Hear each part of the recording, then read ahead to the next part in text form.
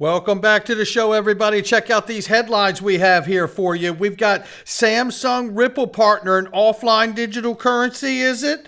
And Ripple major strategic partnerships. You're going to want to know about it. We got a clip from the author of the Creatures from Jekyll Island. You're going to want to hear this from Stansberry Research about central bank digital currencies. And the Chamber of Digital Commerce, Perry Ann Borning, tells us who the enemy number one is. And we got FedNow and Ripple and so much more. Somebody roll that beautiful intro.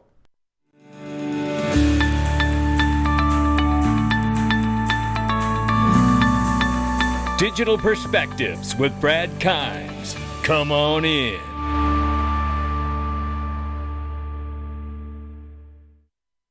Welcome back to the show, everybody. You can follow us on Twitter and YouTube for exclusive content. Right now, $1.19 trillion market cap for crypto. The market is up 1.6%. Good morning, everybody. Bitcoin now 27,300 plus. Ethereum 1854 and change. Tether market cap is 82.9 billion plus this morning. 46 cents per XRP. We're off by 0.3% in the 24-hour, and we're up 9.4% on the 7-day. Ladies and gentlemen, if you have not done it, this is the learning curve you've been looking for right here. Let me tell you something. You can't keep up with everything, and we know the markets are collapsing and ever changing faster than ever. Get the tools you need. Join the Digital Perspectives Mastermind group. And let me tell you something. Investor checklists, portfolio creation, groups and private lessons for you, a supportive community that has amazing critical thinking skills. Let me tell you, that's just some of it. Private weekly live streams. Click the link, join this program. It's a 3-day free trial for you. You're not going to be sorry you did it. The door is only going to stay open so long because I do not leave this open-ended. So make sure you join before we close the door on this offer right now. And it's a yearly and monthly offer, so make sure you take advantage of that. Let's look at this right now. David Schwartz throws a helping hand here. Looks like a helping hand to Ledger and the CEO of Ledger. But first, before we do, let's listen to what the CEO of Ledger says here. 99% of the cases, there is no collusion that is really possible between the three entities. And, the way that this is built, but we've released a lot of content. The way that this is built, you can only, only the user can sort of call back the three shards. The only concern really is if we get subpoena by a government to say, now, this user specifically, we would like you to, retrieve the three shards, etc. So that's not a real concern in the end, because for several reasons. One, you only get subpoena like this by governments if it's a serious act, like terrorism, drugs, etc., etc. Like, it's not true that the average person gets subpoenaed every day. Can I just interrupt there? Coinbase had all their customer data subpoenaed by the IRS. John Doe. Yeah, and so they had to supply every customer. Was it over $10,000 or $20,000? $20,000. $20,000 over a 3-month rolling period. And they gave all. And Coinbase data. fought back because they wanted I think $3,000. But Coinbase is a bank. This is not a banking service.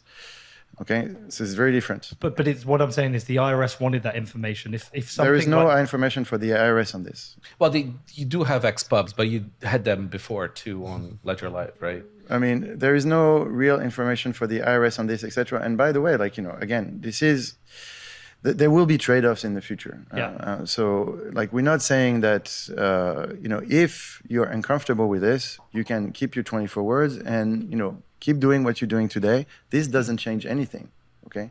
Doesn't change anything, doesn't create a backdoor. We can come back on open source, no open source, but in the end, we're a good actor. We don't create backdoors in our user's device. And by the way, if we did, the business goes south very quickly. Well, and I'm sure they've been experiencing that over the last few days too. This here from David Schwartz said this is worth listening to. Remember, Ledger makes money if users accept this service. And Ledger is still not being clear about this very real risk when they try to induce their customers to use it. Subpoenas are available to civil plaintiffs in state courts. I think this is an excellent point. All of this, if you're not familiar and you haven't been in a loop, is due to the fact of statements made by Ledger saying with the new recovery option that they're offering, that there is in fact a backdoor to your private keys. David Schwartz goes on to say here, I have a suggestion for Ledger that might end this debacle. And I think debacle is a great way to say it. 1, apologize for the poorly thought out announcement. 2, don't sign or release the firmware as planned. Instead, create 2 firmware streams, one with the recovery and one without. Ship the firmware without recovery. Permanent changing streams, but wipe all key material in a stream change. Publicly and clearly commit to never introduce a feature to existing products in their default firmware streams that permits key material to leave the device at any time other than when it's generated. Publicly and clearly commit to always requiring keys to be wiped when switching streams. Ensure that the promoting around the recover feature forces the user to fully acknowledge their understanding that this feature can make their keys available to governments and civil litigants who sue them. This is a very, very, very key list of things here. And shout out to David for it here. There's nothing they could do about the damage that they've already done. The sooner they start trying to fix it, the better. And that really is where we're at here with Ledger. I hope that they take these suggestions and implement them. I think it would bring my confidence back to the product, which I have lost for now. Here we have from Mr. Intuitive. He says, not a troomer yet, but just dig it. Remember here, Samsung working with Ripple partner FedNow on international payments. Samsung dipping their toe back in 2019 into the blockchain-based remittances thanks to partnership with FedNow. But then he ties in this here. Samsung exploring offline digital currency that works with Galaxy phones. So he's just sniffing around. But, you know, this stuff has been in the works for years. And we know that Ripple has figured out a way, or XRP Ledger Labs have figured out a way to do offline transactions. So this is getting exciting. Then there's this. From Ratha Conman, this deck from October from Ripple, integrator Fable FinTech here, is a pitch they make to banks for their cross-border payment platform. It mentions Ripple as a strategic partner along with Visa, MasterCard, and Western Union, as you can see right here. Well, isn't that interesting? Well, he goes on to say here, along with the first slide, this one cites a number of companies using the platform, some of which are also Ripple users, providing some leads perhaps to look into. And here are some of those. Axis you may have heard of, and others, Yes Bank, right, and others that are on this list, Standard Chartered, obviously, and some others that I have not readily heard of. So really interesting here in case anybody wants to follow up on some of these other names. I know I will in my off time as well. But then let's look at this because, look, we know that FedNow is going to launch in just a little more than a month from now. I want to be clear that, you know, we know that the presidential candidate, Robert F. Kennedy Jr., is not correct when he says that FedNow is CBDCs. FedNow is a payment system, a domestic payment system that is being launched in just about a month from now. In July 1st maybe, I don't know. But nevertheless, with that new domestic payment system comes a couple things. One, it will make it easier, I would imagine, to introduce a central bank digital currency and the onset of using and transacting with other central bank digital currencies of the world. And two, a very important component is that this new FedNow system will be organizing domestic liquidity. Don't have to believe me and take my word for it. You'll hear David Schwartz talk about that in just a second. But here we have a clip from the author of Jekyll Island, The Creatures from Jekyll Island. This is G. Edward Griffin right here, sits down with Daniela Cambone from Stansberry Research, and they talk about the fact that central bank digital currencies isn't really what it's all about. What it's really about is controlling human beings. Take a listen. News item, which I believe was one of the biggest that we've seen when the Digital Currency Monetary Authority announced earlier this year its international digital currency and I feel like it didn't get a lot of, or hardly any coverage. But this Universal Monetary Unit, UMU, they said will enable instantaneous real-time settlement of cross-border payments. So this is from basically the highest level, right?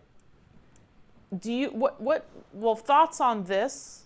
And two, when you speak of your vision of a central bank digital currency, is it just one ruling central bank digital currency, or every country with its own unit? Is it the BRICS, Brazil, Russia, and company with a currency? Is it China? Who's leading it? Listen closely. If the future can be judged at all by the past, we know that the way they have always operated in the past is to gradually consolidate their organizational structure by gaining control of the smaller units and then gradually synchronizing the actions and the formulations and the rules and regulations of all of those so that they are in harmony with each other. You hear that word harmony, harmonizing the laws of this nation with another nation, for example, is a good example. So they take the diverse units that exist and they just gradually change the laws, change the culture, change the thinking of the people until finally they're so close to each other that the day can come and they'll say, well, this is a universal code now, universal law, universal money in this case. And so they build it from the bottom up. And so it looks to me that that's what they're doing now with the monetary system. So they're talking about each country having its own digital currency, and they seem to be going for that. And then they have to swap one for the other through the universal monetary unit. They gradually will give an exchange ratio, I imagine, between the local national currency and the international currency. And finally, they just give up and say, no, we'll get rid of the national currencies completely, and we'll have an international currency, and it's just be one. I think that's their goal.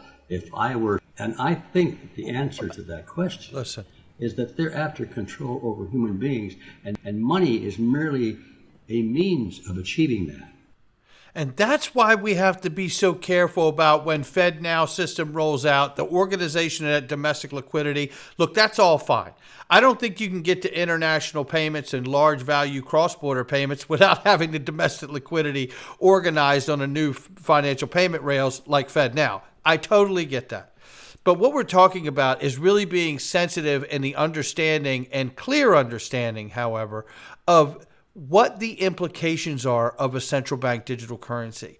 It is very key that we get this right. It is also very key that we keep the right actors in Congress and the agencies surrounding in government to make sure that that central bank digital currency doesn't become a way to pin us and lose our freedom of privacy. We're launching a central bank digital currency. We all have a great responsibility to make sure the new financial system doesn't become a dilution of our freedom and privacy. And I really do feel that way. And here is Perry Ann Boring from the Chamber of Digital Commerce. And boy, is she laying it down. She's going to tell us who enemy number one in Congress really is. Yeah, I think education is absolutely key because so many times people or policymakers who are supporting anti-crypto stuff, they just don't understand it, and someone lobbied them or someone talked to them. They don't really fully comprehend what the implications of that are. So I will say the pro-crypto army, it's bigger and it's more organized, way better, and it's much more sophisticated than the anti-crypto army. I've seen it. I'm on the ground in Washington, D.C. every day. The anti-crypto army, I mean, we are going toe-to-toe with them. Their queen is Senator Elizabeth Warren. She's enemy number one. She is not a friend to our space. She's not a friend to freedom. She's not a friend to innovation. These are things as a community and as a society that we value, and she has completely sold out on her entire career of being that advocate for retail investors, and we need to call that out. Yes, we do. And shout out to Perry Ann Boring for saying it and making it so. And I tell you, it is very big that we're all on the same page. But coming back to FedNow and knowing that we're a month away here, remember who Jess Chang is.